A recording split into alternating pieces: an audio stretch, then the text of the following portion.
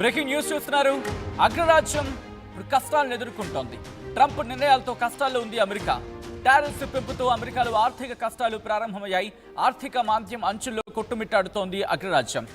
వచ్చే ఏడాది ద్రవ్యోల్బణం 3 నుంచి 4% చేరబోతుందని హెచ్చరిస్తోంది మూడీస్ చీఫ్ ఎకనామిస్ట్ మార్క్ జెండీ ఈ అంశానికి సంబంధించి మాట్లాడుకొచ్చారు. నిత్యావసర వస్తువుల ధరలు భారీగా పెరుగుతాయని వార్నింగ్ ఇస్తున్నారు ఆయన. టారిఫ్స్ పెంపుతో అమెరికా కంపెనీలు నష్టపోతున్నాయని హెచ్చరించారు. 2008లో ఆర్థిక మాంద్యాన్ని అంచనా వేసిన తొలి ఎకానమిస్ట్ మార్క్ జెండీ ఇప్పుడు ఆయనే చెప్పడం అమెరికన్లకు భయభ్రాంతులకు గురవుతున్నారు.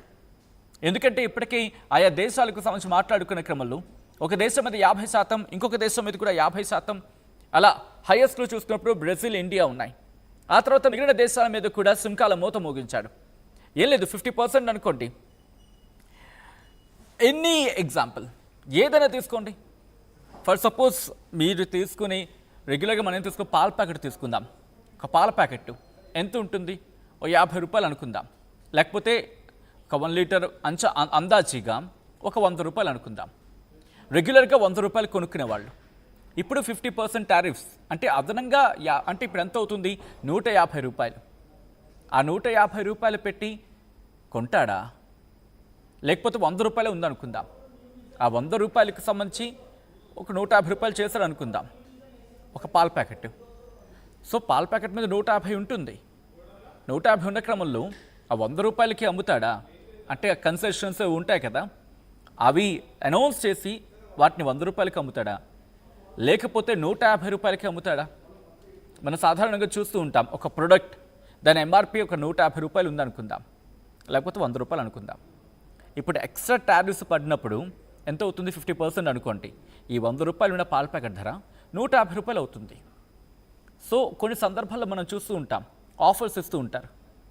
ఈసారి some X offer, Y offer అంటూ ఉంటూ కూడా, దసరా ఆఫరు, లేకపోతే Vinayaka Chavithi offer, for example I'm saying.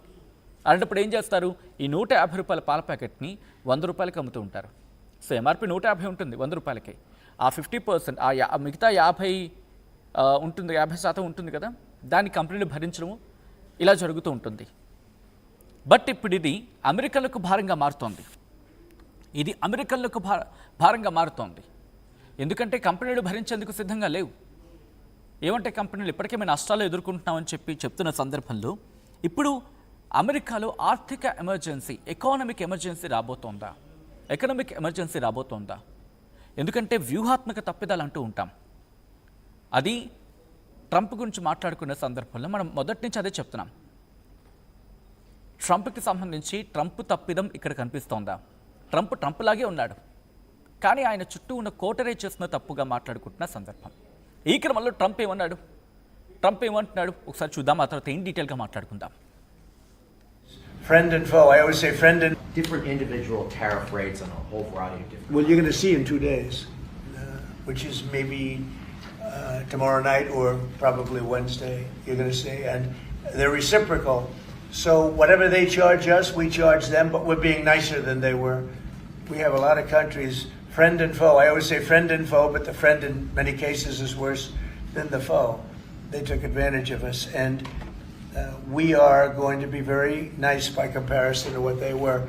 The numbers will be lower than what they've been charging us, and in some cases maybe substantially lower, but we sort of have a world obligation perhaps. But we're going to be very nice. Relatively speaking, we're going to be very kind. Mr. President, you met with the chairman... Somebody said that about me the other day. He said, who doesn't know me very well, they said, "You're such a kind person." And I said, say that again. They said, "You're a kind person." I said, "I've never heard that before."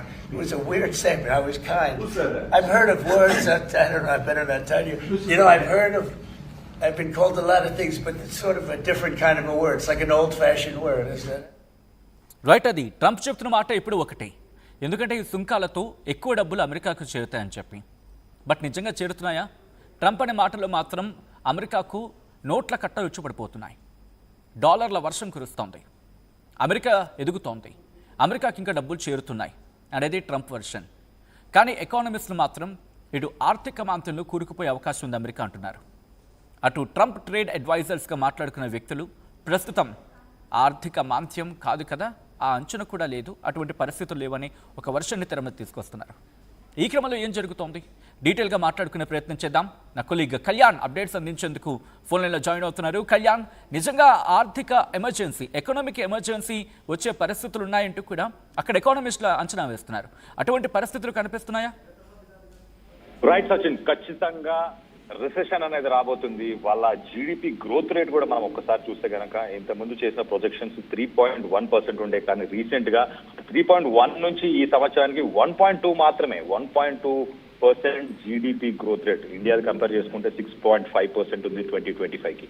అర్థం చేసుకోవచ్చు. దాంతోపాటు మనం చూస్తే major గా 2 sectors, health care, hospitality, ఈ 2 సెక్టార్సే America ఎకానమీని చాలా ముందుకు తీసుకెళ్తుంటాయి. కానీ ఆ 2 సెక్టార్స్ కూడా, ఆ గ్రోత్ ఇంజన్స్ కూడా ఇప్పుడు పడిపోయాయి. దాంట్లో జాబ్స్ అనేవి పోతున్నాయి. జాబ్ మార్కెట్ వీక్ అయిపోయింది.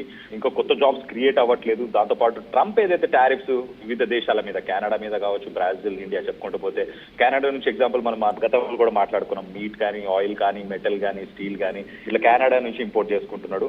సో 30% వాళ్ళ మీద ట్యాక్సెస్ వేసాడు. సో అది end of the day Americans నడ్డి విరుస్తుంది. దాంతోపాటు బ్రెజిల్ చూసుకుంటే, బ్రెజిల్ నుంచి కూడా highest meet exporter in the world Brazil. So Brazil పైన కూడా ఆంక్షలు విధించాడు. దాని తర్వాత భారత్ పై కూడా ఆంక్షలు, ఫిషరీస్ కానీ, మిగతా జ్యువెలరీ, డైమండ్స్ ఇలాంటి వాటన్నిటి మీద కూడా ఆంక్షలు విధించడం వల్ల అదంతా ఎండ్ ఆఫ్ ద డే వాళ్ళ వెన్నే విరిచే పరిస్థితి ప్రస్తుతానికి అయితే నెలకొంది. ఒక పక్కన మన అక్కడ రియల్ టైమ్ స్టాట్స్ కనుక చూస్తే కనుక క్రెడిట్ కార్డ్ పేమెంట్స్ చేయట్లేదు చాలా మంది, రీటైల్ సేల్స్ పడిపోయాయి. సో ఏదైతే గ్రేట్ డిప్రెషన్ అని చెప్పేసి ఒకటి ఉంది అమెరికాలో, ఒకప్పుడు ఆర్థిక మాంద్యం ఏదైతే వచ్చిందో, దాని తర్వాత ఇప్పుడు అలాంటి సిచ్యువేషన్ ప్రస్తుతానికి కూడా ఉంది. అదే లెవెల్లో జీడిపి కూడా పడిపోయినట్టు చాలా క్లియర్ గా తెలుస్తుంది. రీసెంట్ గా అమెరికాకి సంబంధించిన ఆఫీసర్స్ కానీ, లేకపోతే అమెరికాకి సంబంధించిన రాజకీయ నాయకులు ఎవరెవరు ఏం చెప్పుకొచ్చారు కూడా చెప్పే ప్రయత్నం కూడా ఒకసారి చేస్తాను. ఒబామాకు చూస్తే కనుక, ఒబామా చాలా క్లియర్ గా ఒక పాయింట్ ఏం చెప్తున్నాడంటే, స్టాగ్ఫ్లేషన్ అంటే స్టాగ్నేషన్ ఒకటి, అంటే ఆర్థికంగా ముందుకెళ్లకుండా ఆగిపోయింది, స్లో అయిపోయింది. దాంతో పాటు ఇన్ఫ్లేషన్, ఇంకో పక్కన ధరలన్నీ పెరిగిపోతున్నాయి. ఒక పక్కన గ్రోత్ రేట్ పడిపోయింది, ధరలు పెరిగిపోతున్నాయి అని చెప్పి ఆయన చెప్పుకొచ్చాడు. సో లాస్ట్ 4 నెలల్లో కనుక చూస్తే కనుక ఇన్ఫ్లేషన్ పెరిగిపోతూనే వచ్చింది అండ్ గ్రోత్ రేట్ పడిపోతూ వచ్చిందని చెప్పేసి ఒబామా ఎక్స్ ప్రెసిడెంట్ చాలా క్లియర్ గా ఆయననే స్టేట్మెంట్ ఎకానమీ గురించి చాలా క్లియర్ గా స్టేట్మెంట్ ఇచ్చాడు. ఆ స్టేట్మెంట్ ఇచ్చిన తర్వాత 2-3 రోజులు ట్రంప్ కూడా కనిపించలేదు, చనిపోయాడు అని చెప్పేసి ఊహాగానాలు, ఆయన హెల్త్ బాగాలేదని చెప్పి కూడా వచ్చింది. సో దానికి జస్ట్ 2-3 రోజుల ముందు ఇచ్చిన స్టేట్మెంట్, ఒబామా ఇచ్చిన స్టేట్మెంట్ కి ఈయన తలదించుకొని తల ఎక్కడ చూపించాలో అర్థం కాక 2-3 రోజులు పారిపోయి, దాని తర్వాత పోలాండ్ ప్రైమ్ మినిస్టర్ వచ్చిన తర్వాత మళ్ళీ తెర మీదకి వచ్చాడు. ఒక్కసారి ఎకానమిస్టులు ఏమంటున్నారు, గోల్డ్మెన్ సచ్ కి సంబంధించిన CEO ఏమంటున్నారంటే, వాళ్ళు కూడా గ్రోత్ రేట్ ని 3.1 నుంచి అది 2% జీడిపికి మాత్రమే పడిపోయిందని చెప్పేసి గోల్డ్మెన్ సచ్ కి సంబంధించిన CEO కూడా చెప్పుకొచ్చాడు. ఇంకో పక్కన డెలాయిట్ కూడా చాలా క్లియర్ గా వాళ్ళు 2025కి అమెరికా గ్రోత్ రేట్ 1.4% మాత్రమే ఉందని చెప్పి చెప్తున్నారు. 1.4% అంటే గ్రేట్ డిప్రెషన్ తర్వాత అంత తక్కువ మోతాదులో ఇప్పుడు గ్రో అవ్వడం అనేది ఇదే మొదటిసారి అని చెప్పుకోవచ్చు. సో మొత్తం మీద అయితే హెల్త్ సెక్టార్ కానీ, జాబ్స్ కానీ, మిగతా హాస్పిటాలిటీ సెక్టర్ లో జాబ్స్ లేవు, జాబ్స్ హైరింగ్ జరగట్లేదు. సో ఎంప్లాయ్మెంట్ రేట్ కూడా పడిపోయిందని చెప్పేసి ఒబామా కూడా చెప్పుకొచ్చాడు. సో ఇవన్నీ చాలా క్లియర్ గా ఈ నంబర్లు అయితే అబద్ధాలు ఆడవు. ట్రంప్ 100,000-1,00,000 అబద్ధాలు ఆడతాడు. పొద్దున్న లేస్తే రాత్రి దాకా అబద్ధాలు మాత్రమే ఆడుతుంటాడు ట్రంప్, కానీ నంబర్స్ మాత్రం అబద్ధాలు ఆడవు. అండ్ ఫెడరల్ బ్యాంక్ కి సంబంధించి వాళ్ళు ఇచ్చిన స్టేట్మెంట్ ఇది, ఈ సంవత్సరానికి గ్రోత్ రేట్ అనేది, జీడిపి గ్రోత్ రేట్ అనేది పడిపోయింది. 3.1 ఉండాల్సింది 1.2కి పడిపోతుంది అని చెప్పేసి ఫెడరల్ బ్యాంక్ చెప్తుంది. ఫెడరల్ బ్యాంక్ అంటే మనకు రిజర్వ్ బ్యాంక్ ఆఫ్ ఇండియా ఎలాంటిదో వాళ్ళకి ఫెడరల్ బ్యాంక్ అలాంటిది. సో ప్రస్తుతానికైతే ఎకనామిక్ స్లో డౌన్ ఖచ్చితంగా ఉంది, రిసెషన్ లోకి వెళ్లే అవకాశం ఉంది. క్రెడిట్ కార్డ్ బిల్ పేమెంట్స్ చేయట్లేదు, రీటైల్ సేల్స్ అవ్వట్లేదు, ఎవరు వెళ్ళి ఏవి కోరట్లేదు. ఇన్ని రకాల శాంక్షన్స్, టారిఫ్స్ ప్రపంచ దేశాల మీద వేస్తే తిరిగి అవి వాళ్ళ అక్కడ ఉండే సామాన్యుల మీదనే ఆ ఎఫెక్ట్ ఖచ్చితంగా చూపిస్తుంది. కాబట్టి ఆ ఎఫెక్ట్ ఆల్రెడీ చూపిస్తుంది. 4 వారాల నుంచి వాళ్ళ గ్రోత్ రేటు వీటి గురించి కూడా ఒబామా కూడా డిస్కస్ చేశాడు. సో ఓవరాల్ గా మొత్తానికి అయితే సచిన్, అమెరికా ఆర్థిక మాంద్యం లో ఉండబోతుంది. రిసెషన్, గ్లోబల్ రిసెషన్ కి రాబోతున్నారు వాళ్ళు, ఖచ్చితంగా ఆ ఎఫెక్ట్ తీసుకొని రాబోతున్నారు. కానీ దీనివల్ల ఇండియాకి అయితే అసలు ఎఫెక్ట్ పడే ఛాన్స్ లేదు. మనకు తెలుసు కదా, మనది ఎలిఫెంట్ ఎకానమీ. మనకు ఈ ఈగలు, దోమలు వస్తే మాత్రం మన ఏనుగుకి మాత్రం ఏమి అసలు ఇంత కూడా పట్టదు, ఇంత కూడా ఏమి అవ్వదు. మన స్లోగా బట్ ప్రోగ్రెసివ్ గా లాంగ్ టర్మ్ లో మనకు చాలా ముందుకెళ్లే అవకాశం ఉంది.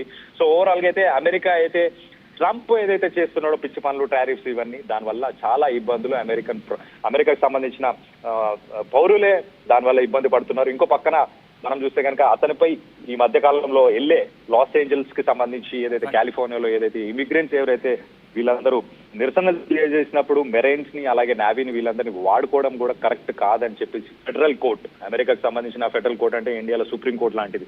సో ఫెడరల్ కోర్ట్ జడ్జి కూడా చాలా క్లియర్ గా 1887 తర్వాత ఇలా ప్రెసిడెంట్ అనేవాడు ఎవడైనా ప్రజలని ఇమిగ్రెంట్స్ ని కానీ ప్రజల్ని కానీ వాళ్ళందరినీ సైలెన్స్ చేయడానికి ఆర్మీని వాడకుండా ఉండడానికి వాళ్ళకి రూల్ ఉంది, ఒక రూల్. ఆ రూల్ బ్రేక్ చేసిన మొదటి ప్రెసిడెంట్ అని చెప్పేసి కూడా ఫెడరల్ కోర్ట్ చెప్పుకొచ్చింది. సో ప్రస్తుతానికి ట్రంప్ వల్ల అక్కడున్న ప్రజలు, అక్కడున్న ప్రభుత్వాలు, అక్కడున్న ప్రతిపక్షాలు అందరూ ఎత్తి చూపిస్తున్నారు. అక్కడ నంబర్స్ అన్ని కూడా చాలా క్లియర్ గా మనకు స్టేట్మెంట్ ఇస్తున్నాయి, చాలా క్లియర్ గా చెప్తున్నారు. అందరూ ఆర్థిక మాధ్యమంలోకి వెళ్ళబోతుంది ట్రంప్ ప్రభుత్వం ఖచ్చితంగా అని చెప్పేసి. సో అది latest update Sachin. Right Kalyan, ఒక్కసారి నెంబర్స్ గురించి మాట్లాడుకునే ప్రయత్నం చేద్దాం. సాధారణంగా మనం అంటూ ఉంటాం, ఏదైనా నమ్మాలంటే కనుక నెంబర్స్ ఉంటేనే మనం నమ్మగలమని చెప్పి. ఒక్కసారి నెంబర్ గురించి మాట్లాడుకునే ప్రయత్నం చేద్దాం. ప్రస్తుతానికి ఇప్పటికిప్పుడు అమెరికాకు పొంచున్న ముప్పైతే ఏమైనా ఉందా అంటే కనుక కాస్త మాటల్లో ఆలోచించుకోవాలి. కానీ యాజ్ జూలై 2025 అంటే జూలై 2025 గురించి మాట్లాడుకున్నప్పుడు ఇన్ఫ్లేషన్ రేట్ 2.7 అన్చేంజ్, అది జూన్కి సంబంధించి మాట్లాడుకున్న క్రమంలో. అయితే 2021-22తో పోల్చుకుంటే పెరిగింది. ఆ తర్వాత ఏమవుతోంది, కోర్ ఇన్ఫ్లేషన్ గురించి మాట్లాడుకుంటే అది 3.1 వరకు చేరుకుంది. దాని తర్వాత ఫుడ్ ప్రైసెస్ ఏకంగా 2.9 దగ్గర కొనసాగుతున్నాయి. షెల్టర్ కాస్ట్ అంటూ ఉంటారు, అంటే గృహ మరి ఏమంటారు, మన అద్దెల గురించి మాట్లాడుకుంటే అద్దెలు కావచ్చు, లేకపోతే గృహ నిర్మాణాలకు సంబంధించి కావచ్చు, వసతుల గురించి కావచ్చు. బహుశా నా పదాలు ఎగ్జాక్ట్గా కాకపోయి ఉండొచ్చు, బట్ దాని అర్థమైతే అదే 3.7 నుంచి 3.8కి పెరిగిపోయింది. ఎనర్జీ ప్రైసెస్ అంటే ఫ్యూయల్స్, ఇది చాలా దారుణంగా ఉంది. అక్కడ డిక్లైన్ పడిపోయింది ఏకంగా. గ్యాసోలైన్ అయితే -9.5% ఉంది. చమురు అంటే పెట్రోల్ కావచ్చు, ఇలాంటివి కావచ్చు, ఇవన్నీ కూడా -2.9కి ఉన్నాయి. ఇక ఫోర్కాస్ట్ గురించి మాట్లాడుకుంటే 2025 Q3 ఎండ్ గురించి మాట్లాడుకుంటే ఎకనామిస్టులు ఏమైనా ఎక్స్పెక్ట్ చేశారు, టికప్ స్లైట్ ఉంటుందని కూడా మాట్లాడుకొచ్చారు. ఎలా 3.2 అంటూ కూడా. బట్ లాంగ్ టర్మ్లో అంటే 2026 కల్లా ఇది పడిపోతుంది. ఎక్కడ 3.2, ఎక్కడ 2.4, 2.4కు పడిపోయే అవకాశం ఉంది అనేది ఇక్కడ ఎకానమిస్టులు చెప్తున్న మాట. ఇది నేను చెప్తున్న మాట కాదు, ఎకానమిస్టులు చెప్తున్న మాట. సో ఈ క్రమంలో ట్రంప్ ఎలా సమర్థించుకుంటున్నాడు తన మాటల్ని, ఒకసారి ట్రంప్ మాటలో చూద్దాం. Perhaps. Different individual tariff rates on a whole variety of different. Well, you're going to see in 2 days, which is maybe tomorrow night or probably Wednesday, you're going to see. And they're reciprocal. So whatever they charge us, we charge them, but we're being nicer than they were. We have a lot of countries, friend and foe. I always say friend and foe, but the friend in many cases is worse than the foe. They took advantage of us. And we are going to be very nice by comparison to what they were. The numbers will be lower than what they've been charging us, and in some cases maybe substantially lower, but we sort of have a world obligation perhaps. But we're going to be very nice. Relatively speaking, we're going to be very kind. Mr. President, you met with the chairman. Somebody said that about me the other day. He said, who doesn't know me very well, they said, "You're such a kind person." And I said, say that again. They said, "You're a kind person."